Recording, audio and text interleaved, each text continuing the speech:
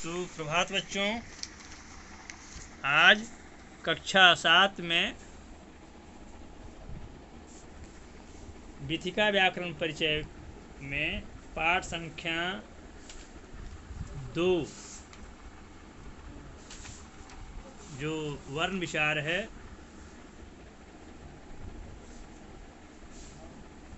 उसके प्रश्न संख्या 5, 6 शेष रह गए हैं, जो इसे पूर्व हम पढ़ चुके हैं कि वर्ण विग्रह कैसे किए जाते हैं और वर्ण संयोग कैसे किए जाते हैं। वर्ण विग्रह किसे कहते हैं ये पहले आपको बता चुके हैं, लेकिन फिर भी याद दिला देते हैं कि किसी शब्द के समस्त वर्णों को अलग अलग करके लिखने की कला को वर्ण विच्छेद या वर्ण विग्रह कहते हैं। जैसे कि विनती को हम वर्ण विग्रह करेंगे, व हलंत व विनती जो होते हैं वह हर्षिकार न त में दीर्घिकार ती विनती, उसको अगर विग्रह करेंगे तो वह हलंत हर्ष ई, न हलंत जोड़ अ जोड़ त दीर्घ ई विनती। उसी तरह से सुराही को करेंगे तो दंती स हलंत जोड़ हर्ष उ, र हलंत जोड़ आ, ह हलंत जोड़ दीर्घ ई सुराही। उसी तरह से आपको अम्मा, कृषक, स्पर्श, विद्यार्थी और विच्छेद का वर्ण विग्रह करेंगे। प्रश्न संख्या 6 जो है वो है जस्ट इसका विपरीत। वर्ण विच्छेद किए गए हैं उनको हमको संयोग करना है, वर्ण संयोग करना है। जैसे है स हलंत जोड़ अ, ग हलंत जोड़ उ, न हलंत जोड़ अ, शगुन।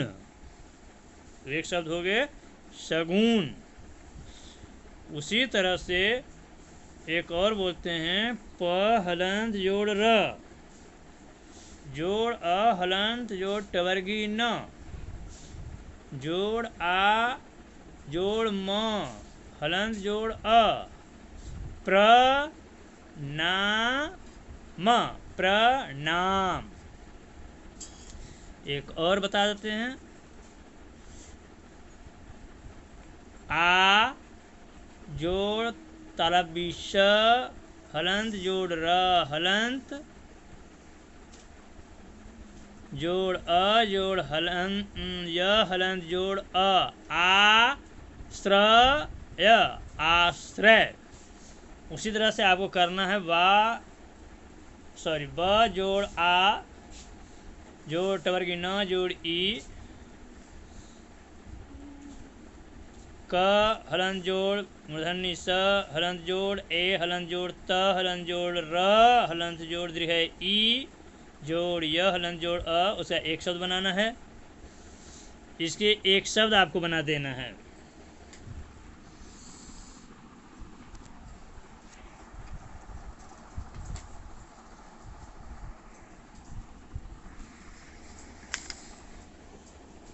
पाठ संख्या 3 में वर्तनी की अशुद्धियाँ, माने हम अपनी शब्दों की अशुद्ध को हम शुद्ध कैसे कर सकते हैं, कैसे शुद्ध लिख सकते हैं, इसलिए वर्तनी में कुछ संबंधी नियम दिए गए हैं जिसको कि हम अलग अलग करके जानेंगे। ये अगर नियम हम जान जाएंगे तो शायद हमारी वर्ण अशुद्धियाँ नहीं के बराबर होंगे। इसमें 5 वर्तनी संबंधी नियम दिए हैं या दिया गया है, जिसको कि हम शुद्ध उच्चारण और लेखन कर सकते हैं।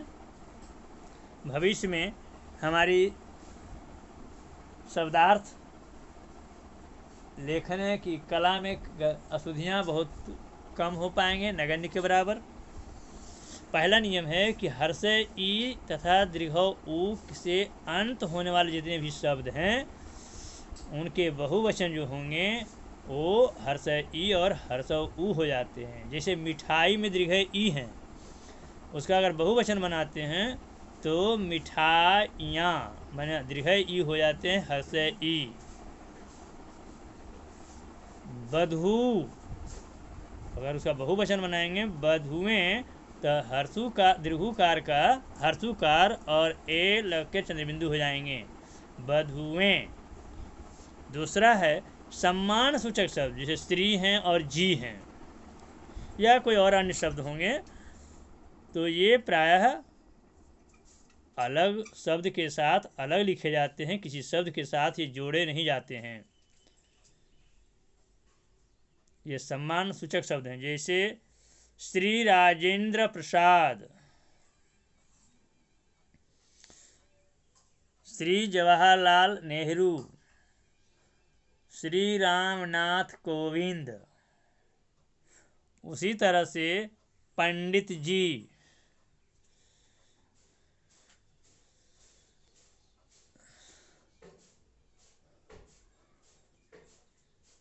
महात्मा जी, ये सम्मान सूचक शब्द हैं। तीसरा नियम है कि वाला शब्द से बनने वाला प्रत्यय के रूप में आने वाले शब्द जो होते हैं वो शब्द के साथ लिखे जाते हैं, अलग अलग करके नहीं। जैसे दूध बाला, सब्जी वाला, बेकरी वाला,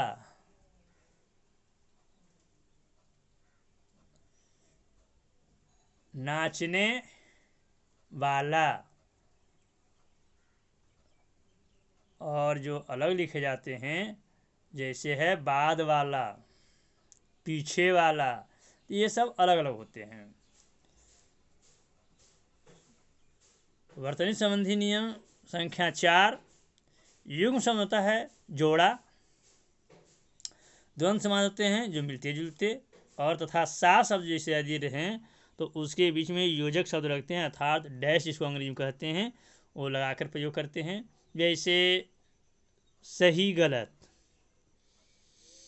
भाई बहन, लोटा डोरी, उतार चढ़ाव, आना जाना, अमीरी गरीबी। फिर 7 अक्षर शब्द है चांद सा, उस जैसा, मेरे जैसा, उनके जैसा।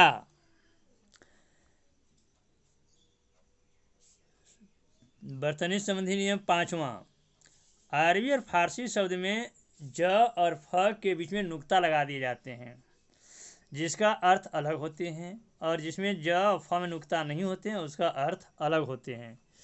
तो इसके लिए विशेष ध्यान रखना चाहिए, अन्यथा भ्रम की स्थिति हम लोगों को पैदा हो जाता है कि क्या ये होगा या वो होगा।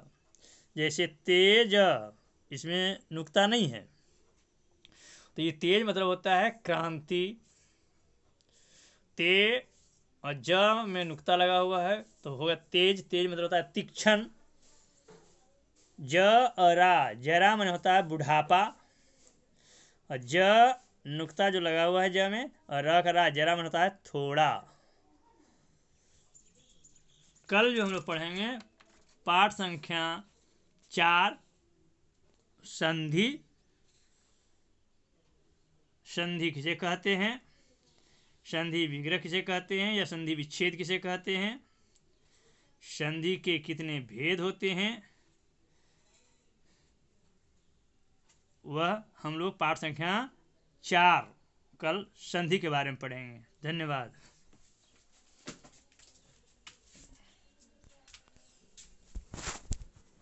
एक मिनट होता है।